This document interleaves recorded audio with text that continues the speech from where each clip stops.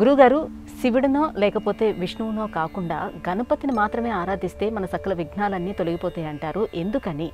అంటే తండ్రి అయినటువంటి శివుడు అలాగే మామ అయినటువంటి విష్ణువుకి లేనటువంటి ప్రాధాన్యం గణపతికి ఎందుకుంది? చాలా మంచి ప్రశ్న. నిజానికి శివుడు కూడా ఏదైనా కార్యక్రమం చేయాలంటే గణపతిని పూజించాలని చెప్తుంది శాస్త్రం. ఎందుకని అంటే ప్రతి దేవతా స్వరూపానికి ఒక అంతరార్థం ఉంది. వినాయకుడిని మనం పరిశీలించి చూస్తే ఆయన రూపము మనకు అద్భుతమైన నిత్య జీవిత సత్యాన్ని తెలియజేస్తుంది. వినాయకుడి యొక్క మొట్టమొదటి నామం ఓం సుముఖాయ నమః అంటాం. అలా ఏనుగు తొండంతో ఉన్న ముఖము సుముఖము అంటే అందమైన మంచి ముఖము అని అంటే మీరు ఒప్పుకుంటారా? కానీ అంతరార్థం ఏమిటంటే ఏనుగు ముఖం చూసిన మరుక్షణం మనస్సు నిశ్చలంగా మారిపోతుంది. ఇలా చంద్రుడి వెన్నెలకు ఏనుగు ముఖానికి మనస్సును నిశ్చలంగా మార్చేటువంటి తత్వం ఉన్నది.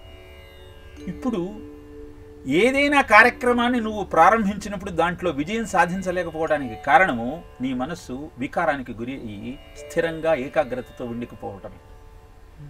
వినాయకుడిని చూసినంత మాత్రాన నీ మనస్సు నిశ్చలంగా మారుతున్నప్పుడు మొట్టమొదట ఎవరిని చూడాలి, ఎవరిని పూజించాలి? వినాయకుడిని. రెండవది, ఆయనకు పెద్ద చెవులు చిన్న నోరు అంటే అర్థము ఎక్కువ విను తక్కువ మాట్లాడు, మాట్లాడాల్సిన అవసరం వస్తేనే మాట్లాడు. అందుకే ఏనుగుకు కరము అంటే తొండము అనే అర్థం ఉంది, చెయ్యి అనే అర్థం ఉంది. ఆయన తొండాన్ని అడ్డంగా పెట్టుకొని మనకు ఒక మాట చెప్తున్నాడు, బీ లైక్ ఏ జడ్జ్. నువ్వు సమస్యను మొత్తము పరిశీలించి నిర్ణయం తీసుకునేటువంటి న్యాయ నిర్ణేతగా ఉండు, అంతేకాని కేవలం వాదించే న్యాయవాదిగా ఉండకు. ఇది అద్భుతమైనటువంటి ఆయన చెవులు నోరు మనకు చెబుతుంది. మౌన వ్యాఖ్యా ప్రకటిత పరబ్రహ్మ తత్వం యువానం వర్షిష్ఠాంతే వసదృషిగణైరావృతం బ్రహ్మనిష్టైః ఆచార్యేంద్రం కరకలిత చిన్ముద్రమానందమూర్తిం స్వాత్మారామం ముదిత వదనం దక్షిణామూర్తిమిడే. ఆయన తండ్రి అయినటువంటి శివుడు దక్షిణామూర్తి స్వరూపంలో జ్ఞానస్వరూపంగా ఉన్నప్పుడు చెప్పిన మాట కూడా అది. మౌనంగా ఉండి వ్యాఖ్య చేయగలగటమే పరబ్రహ్మతత్వము. ఆధునిక విజ్ఞానం ఒక మాట చెప్తుంది, ఒక గంట సేపు నువ్వు మాట్లాడే ఎకస్టిక్ ఎనర్జీని అంతా నువ్వు కన్జర్వ్ చేయగలిగితే దాంతో ఒక 1 HP మోటార్ని తిప్పవచ్చు. ఇన్ని విషయాలు కేవలము వినాయకుని యొక్క కర్ణములను చూసి తొండమును చూసినంత మాత్రాన నువ్వు అర్థం చేసుకోగలిగితే నీ జీవితం అద్భుతంగా ఉంటుంది. తరువాత ఆయన నేత్రములు, నిర్మలమైన ఆయన నేత్రములు ఏ కల్మషము లేని ఆయన తత్వాన్ని ప్రకటిస్తుంది. అంతేకాదు ఏనుగుకిట ఎలుక కూడా ఏనుగులాగా కనపడుతుంది. అవన్నీ కుంభాకార కటకాళ్ళ.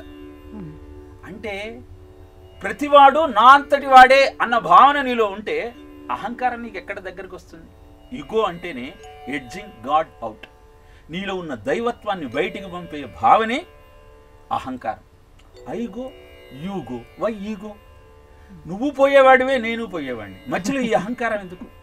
ఈ భావన ఆయన నేత్రాలు చూసినప్పుడు నీలో ఉద్భవిస్తుంది. ఇక ఆయన తొండం, అది పెద్ద వృక్షాన్నైనా పెకలించి అవతల పడేస్తుంది, చిన్న సూదినైనా జాగ్రత్తగా పైకి లేపుతుంది. అంటే చేసే పని ఏదని కాదు, ఎంత అద్భుతంగా నువ్వు చేయగలవు అన్నది ముఖ్యం.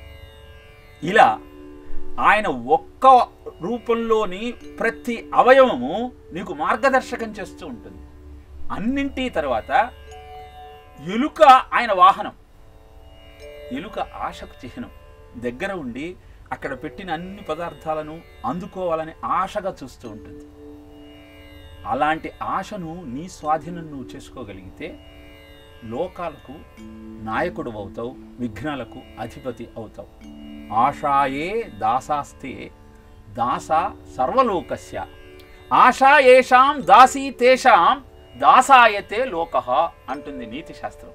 అంటే ఎవరైతే ఆశకు దాసులవుతారో వాళ్ళు లోకానికి దాసుడైపోతారు. ఎవరైతే ఆశను దాసిగా మార్చుకుంటారో వారికి లోకమంతా దాసిగా మారుతుంది. ఇలాంటి అద్భుతమైన తత్వాన్ని వివరించే గణపతి తత్వాన్ని నువ్వు అర్థం చేసుకోగలిగితే మొట్టమొదట గణపతిని పూజించకుండా నువ్వు కార్యక్రమాన్ని ప్రారంభించవు.